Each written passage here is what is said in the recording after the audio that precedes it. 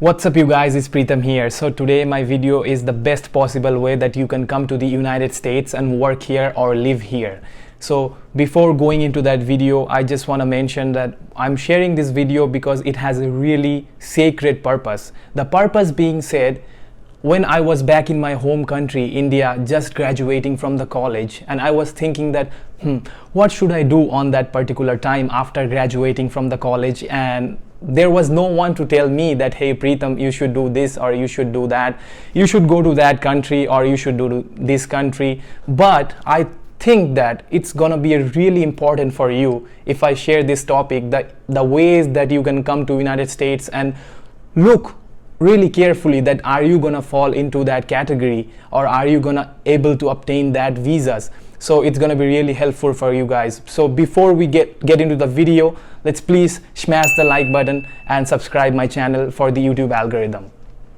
So visas generally have a lot of categories that you can find, but there is main two categories for you to look into it, because when you're going to United States, there is two categories. On the one hand is immigrant visa and another hand is non-immigrant visa. Immigrant visa is something that is really critical, but I researched about it because I am from India. Mostly a lot of Indian people and Chinese people, they are not allowed to immigrant visa, but you can look into it. I'll put a link down on the description, so you can definitely check that link. But what I'm gonna cover today, it's gonna be all about the non-immigrant visa. So what is a non-immigrant visa? A non-immigrant visa, there is a lot of categories. There is a particular type that you can fall into. If you are a student, there is a visa for you. If you are a worker, there is a visa for you. If you are a researcher or if you are a scholar that you're watching the video, that you need to know that you have also a shot to come into the United States and research about your particular field. Or if you're a scholar, also you can come to the United States and make yourself a wonderful time in the United States. So that's the purpose being said. That's why I'm sharing this video to you guys. And before we go to the next category, don't forget to smash the like button and subscribe my channel for YouTube algorithm. It really helps.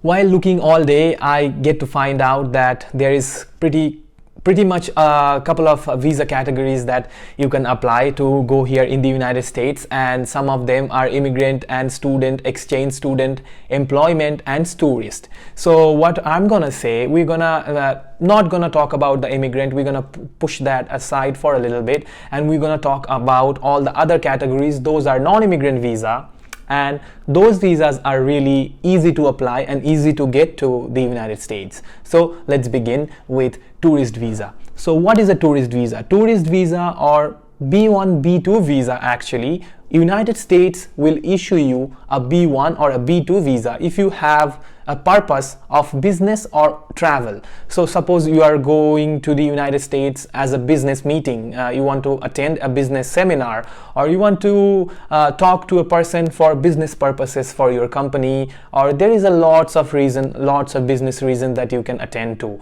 and that time the US government will issue you a B1 visa. And suppose you're coming to the United States for a travel or as a tourist in the Christmas time. Suppose you want to come to the Disneyland, or maybe you want to go to the Florida. So on that time you will say that your purpose is a tourism or your purpose is for travel. Then you can obtain the B2 visa, and these are the travel and the business visa. Remember, B1 and B2 visa. So on my next category, I have a student visa. What is student visa?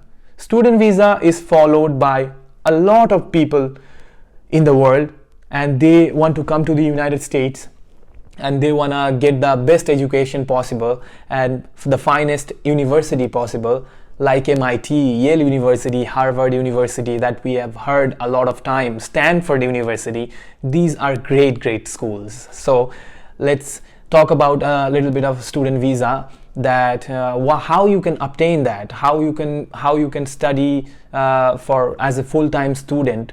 If you want to study in the USA, then you need to obtain that F visa. Suppose you are just graduated, suppose you just find out that you want to go to the United States to make your career, take a leave from there, and then you need to apply for this F visa, which is for a full-time students. And there is another visa categories which is also in the student sector is M visa.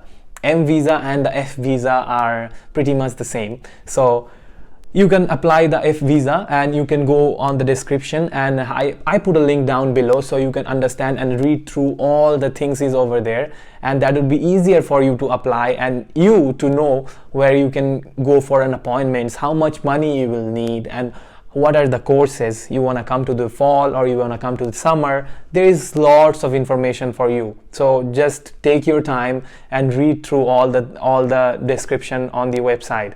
So that's all. On my next category, I have an employment visa. What is an employment visa? For the love of God, we have the employment visa called H1-B. So what is this actually? Suppose you are a fine engineer, maybe a software one, and what you want to do, you want to come to the United States, you want to work for Microsoft, suppose.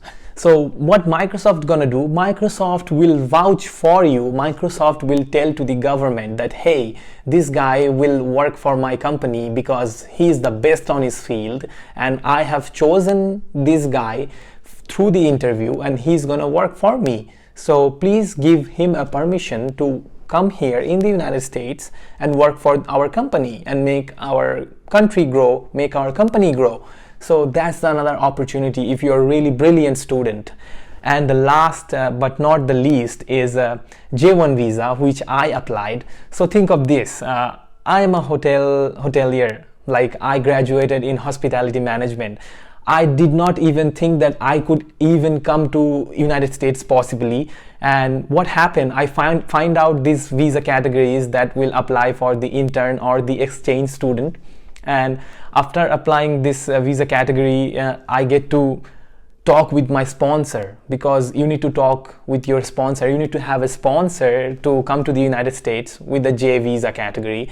And if you don't mind, check one of my video on the link down below, and I will put it on the end card, that how you can apply for one sponsor, and they will guide you all the way to your completing year of your internship. That's the best, and that works for me, and I hope it's gonna work for you absolutely, because I got here, right, and I'm giving you this information so you can also come to the United States. And it's not only hotel management, it can be a lot of things that you can imagine. Just go read all the visa necessary documents about on the description that I put a link down below. And yeah, that would be all. And there is another thing that I want to share about visa. After getting my visa interview, after getting my visa appointment, I had to go through an interview process, and that's a whole lot of different story, guys.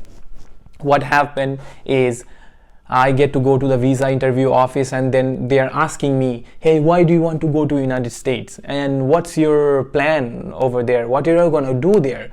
What company hired you, and what's your purpose after you complete your internship? And I said everything, and they will ask you about what your parents do, what your father do, what your mother do, and they will not gonna tell you that they're gonna reject you or something on the process, but after they will listen everything from you, all the information, they will take it from you, and then they will tell you that you are approved or you are rejected.